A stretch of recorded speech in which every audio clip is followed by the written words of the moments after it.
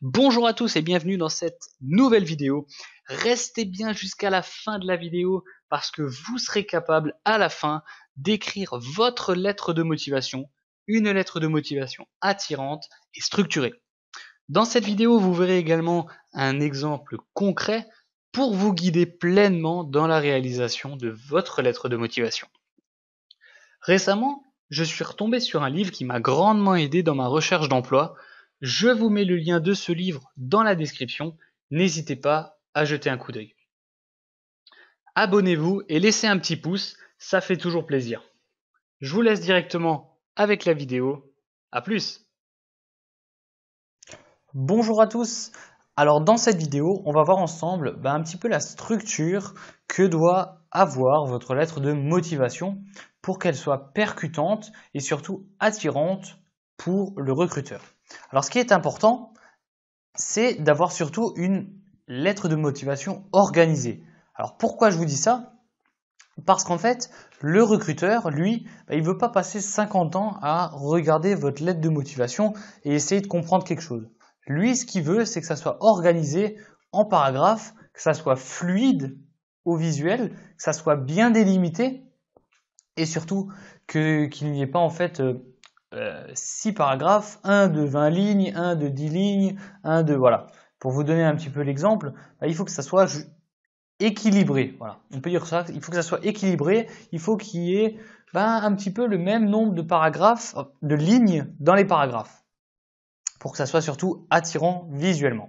Alors par rapport à ce qu'on a pu dire précédemment dans les vidéos, par rapport aux fonctionnalités un petit peu des différents logiciels, voilà un petit peu l'application si vous faites un modèle de lettre de motivation propre à vous.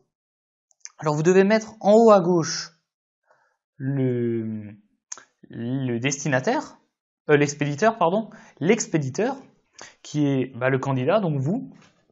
Donc votre nom, votre prénom, nom, votre adresse, votre lettre de motivation, votre numéro de téléphone, et votre adresse mail.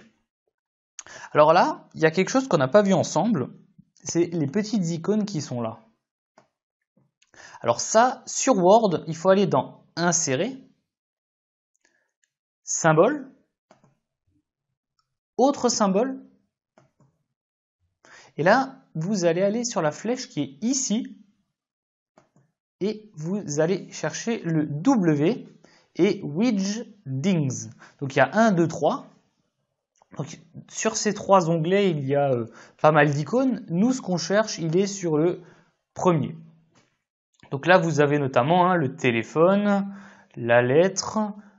Qu'est-ce qu'on peut encore utiliser? Vous pouvez aussi utiliser le crayon, les boîtes aux lettres, etc. Ça, c'est en fonction de vous. Et vous faites ensuite insérer. Voilà. Donc là, vous allez mettre le destinataire. Donc, pour le caler bien à droite, vous allez utiliser la règle. Donc, comme on a dit la dernière fois, des petits taquets que vous allez mettre au fur et à mesure, comme vous le voulez. Alors, ce qui est important dans votre lettre de motivation, c'est qu'elle doit avoir un objet. D'accord? Parce que votre recruteur, quand il va prendre votre lettre de motivation, il faut qu'il y ait un objectif précis. Il faut qu'il sache de quoi ça parle. Là, c'est clair, on le sait directement, objet, double point, candidature à un poste de technicien supérieur en maintenance industrielle. Donc ça, c'est important. Vous devez donner un objet au départ de votre lettre de motivation. Ensuite, j'ai décomposé un petit peu cette lettre de motivation, la lettre de motivation type que vous devez avoir, en 5 paragraphes clés. D'accord? Donc c'est un petit peu cette organisation que vous devez garder pour faire votre lettre de motivation. Alors, le premier paragraphe, ça va être un paragraphe où vous allez poser le contexte, où vous allez en fait dire qui vous êtes. D'accord? Parce qu'en fait, le recruteur, lui, il sait l'objet de votre lettre de motivation, il sait que vous allez candidater à quelque chose. Il ne sait pas quoi. Le recruteur, lui, il a tant et tant d'employés à gérer, tant et tant de postes vacants à gérer, tant et tant de projets futurs à gérer. Lui, il veut savoir exactement ce que vous voulez. Il n'a pas de temps à perdre, il va passer quelques secondes sur votre CV, quelques secondes sur votre lettre de motivation, donc vous devez être synthétique, vous devez lui prémâcher le boulot pour que lui, son travail soit facilité. S'il est facilité, il aura un meilleur regard sur vous, etc., etc. Donc vous aurez beaucoup plus de chances d'accéder à un entretien d'embauche. Donc là, on va le lire ensemble. Fort d'une expérience significative de 3 années d'apprentissage. Ah oui, parce que là, cette lettre de motivation, je l'ai faite pour moi et elle a bien sûr porté ses fruits. Donc vous pouvez vous en inspirer par la suite. Mais on verra tout ça ensemble dans la suite du module. Donc fort d'une expérience significative de 3 années d'apprentissage dans le domaine de la maintenance industrielle, acquise au cours de mon DUT et ma licence professionnelle effectuée tous deux à l'IUT Louis Pasteur de Schiltigheim, j'ai aujourd'hui l'ambition d'intégrer un service de méthode et d'organisation de maintenance industrielle. Donc là, le recruteur, il sait directement ce que vous voulez lui dire, ce que vous voulez chercher. Là, on le sait tout de suite, intégrer un service de méthode et d'organisation de maintenance industrielle. Donc ça, c'est vraiment quelque chose de très important. En plus de cela, il sait déjà ce que vous avez fait, quelles sont un petit peu vos expériences et votre formation. Donc ça, c'est un paragraphe très important, un paragraphe en fait qui va allécher un petit peu le recruteur, qui va le mettre en éveil. Donc c'est ça l'objectif. Et là, il va être en appétit le recruteur. Et c'est ça qu'on cherche. S'il est en appétit, il va continuer à lire votre lettre de motivation. Par contre, si dès le début, il n'aime pas, prochaine lettre de motivation, on continue. Donc vous allez être mis à l'écart et c'est pas ce qu'on veut, pas du tout. Donc là, le deuxième paragraphe, on va répondre à la question « Pourquoi moi ?» Pourquoi vous êtes éligible à ce poste? Pourquoi vous pouvez être un point fort à l'entreprise? Pourquoi vous pouvez exceller dans ce poste? En effet, c'est au travers de ces apprentissages que j'ai pu acquérir de solides compétences générales dans le domaine du génie industriel, des méthodes de maintenance ou encore en management. C'est également en fait le cas dans ce paragraphe, vous pouvez un petit peu réétayer ce que vous avez dit avant par un petit peu vos motivations. D'accord? Ça, le recruteur, il va apprécier parce que il va savoir où vous voulez aller. Qu'est-ce que vous voulez faire? Quel est votre besoin au plus profond de vous? Donc là, notamment, c'est « Je souhaite pouvoir continuer à renforcer mon expérience et à nourrir ma curiosité à travers une expérience à la fois riche et concrète. » Voilà. Donc là, le mot très important dans cette phrase, c'est curiosité.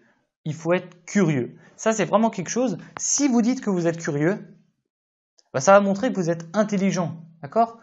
Et si vous êtes intelligent, si le recruteur voit que vous êtes intelligent, il va directement dire « Ok, lui, c'est quelqu'un qui va réussir dans le poste que je vais lui proposer parce qu'il est intelligent. » Voilà, ça c'est super important. Voilà. Le troisième paragraphe, pourquoi l'entreprise? Donc là, en fait, vous devez un petit peu étayer pourquoi vous avez envoyé une candidature dans cette entreprise et pas dans une autre. Parce que le recruteur, lui, il veut pas quelqu'un qui envoie des CV, des lettres de motivation à l'appel. Allez, on lance le pavé dans la mare en espérant que quelqu'un va répondre et pourquoi pas me proposer un emploi, un entretien d'embauche et une signature. Ça serait le rêve. C'est pas ce qu'on veut. Nous, on veut être professionnel et avoir un objectif. On veut montrer aux recruteurs que on vient pas là par hasard, on n'est pas des touristes. On veut ça et c'est pour ça que je veux. Donc là, vraiment dire pourquoi cette entreprise. Donc c'est avec beaucoup d'intérêt et de volonté que je vous fais parvenir ma candidature pour intégrer votre société, le nom de l'entreprise.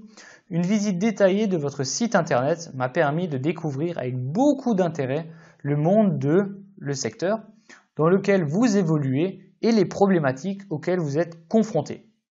Alors ça, c'est également important. Dites que vous êtes allé voir le site internet et que vous savez un petit peu des choses sur l'entreprise. Donc quel secteur il travaille, quels sont ses produits, donc ça on verra juste après. Montrez que vous êtes intéressé. On revient une nouvelle fois à la curiosité. le recruteur il va voir que vous êtes curieux. Donc là, vous allez étayer encore un peu plus, vous allez appuyer sur le bouton un petit peu curiosité. Et ça, le recruteur, lui, il aime bien ça.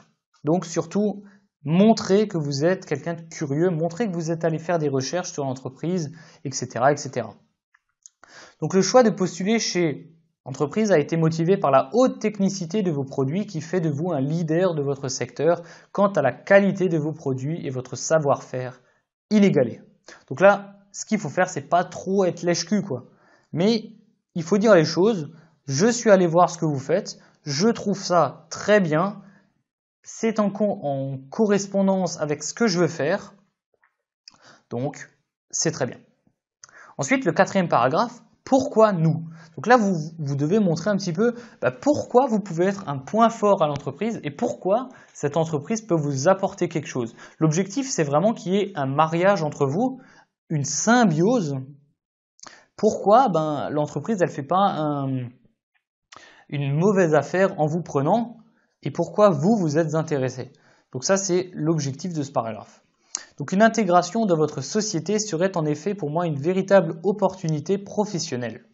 En contrepartie, donc là vous montrez vraiment qu'est-ce que l'entreprise y gagne. En contrepartie, cette expérience pourrait vous permettre de renforcer votre équipe de maintenance avec un technicien possédant une vision nouvelle, l'occasion pour vous de mettre en application de nouveaux projets restait jusque-là en suspens.